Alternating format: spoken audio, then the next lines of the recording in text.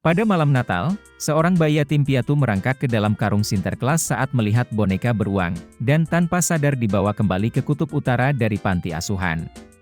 Setelah bayi itu ditemukan di bengkel, para elf menamainya Buddy sesuai dengan label merek popoknya. Buddy diterima oleh komunitas elf dan tumbuh dewasa dengan mengira dia adalah elf, tetapi segera mendengar bahwa dia adalah manusia. Papa Elf menjelaskan kepadanya bahwa dia lahir dari pasangan Walter Hobbs dan Susan Wells. Dia meninggal tak lama setelah memberikannya untuk diadopsi tanpa pernah memberitahu Walter tentang kehamilannya. Walter sekarang adalah penerbit buku anak-anak di Empire State Building di NYC. Santa mengungkapkan bahwa Walter ada di daftar nakal karena keegoisannya, tetapi menyarankan Buddy untuk membantu menebusnya dengan semangat Natal. Buddy melakukan perjalanan ke New York dan menemukan Walter sedang bekerja, tetapi Walter salah mengira dia sebagai pembawa pesan Natal dan mengeluarkannya. Buddy pergi ke department store Gimbels setempat yang dengan sinis disuruh oleh penjaga keamanan Walter, di mana dia bertemu Jovie, seorang karyawan yang tidak antusias, yang dengannya dia langsung jatuh cinta. Mendengar bahwa Santa akan berada di toko keesokan harinya, Buddy mendekorasi ulang toko tersebut dalam semalam. Namun, mengetahui bahwa gimbal Santa bukanlah barang aslinya, Buddy membuka kedoknya dan menyebabkan keributan di toko yang dibubarkan manajernya. Walter dengan enggan membebaskan Buddy dari kantor polisi dan membawanya untuk tes DNA, membenarkan bahwa Buddy adalah putra kandungnya. Dr. Leonardo meyakinkan dia untuk membawa Buddy pulang untuk bertemu dengan ibu tirinya Emily dan saudara tirinya Michael. Tingkah laku aneh Buddy membuat Walter dan Michael ketakutan, tetapi Emily bersikeras agar mereka merawatnya sampai dia pulih. Michael bersikap hangat kepada Buddy setelah mereka mengalahkan sekelompok pengganggu dalam pertarungan bola salju dan mendorongnya untuk mengajak Jovie berkencan. Selama kencan, keduanya jatuh cinta.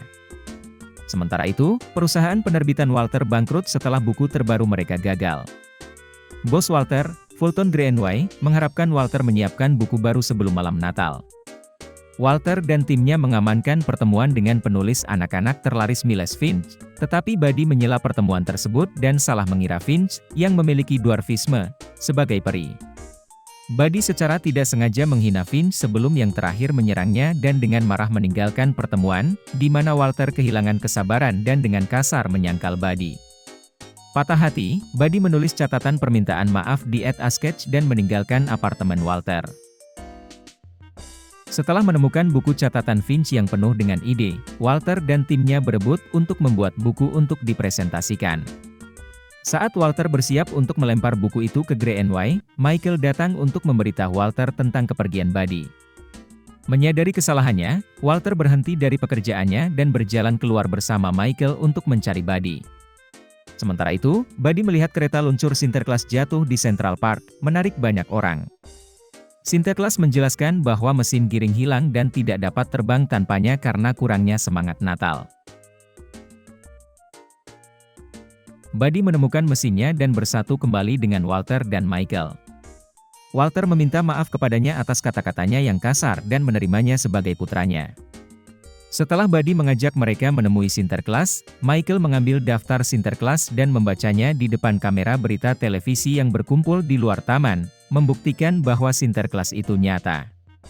4 Central Park Rangers mengejar giring saat Buddy mencoba memasang kembali mesinnya. Jovie memimpin penonton dan mereka yang menonton di televisi menyanyikan "Santa Claus is Coming to Town", membangkitkan semangat Natal yang cukup untuk menyalakan giring tanpa mesin sepenuhnya. Menjelang Natal berikutnya, Buddy menulis buku tentang hidupnya, yang menjadi buku terlaris dan memungkinkan Walter mendirikan perusahaan penerbitannya sendiri. Buddy juga menikahi Jovie dan membawa putri mereka yang baru lahir, Susie, untuk mengunjungi Papa Elf.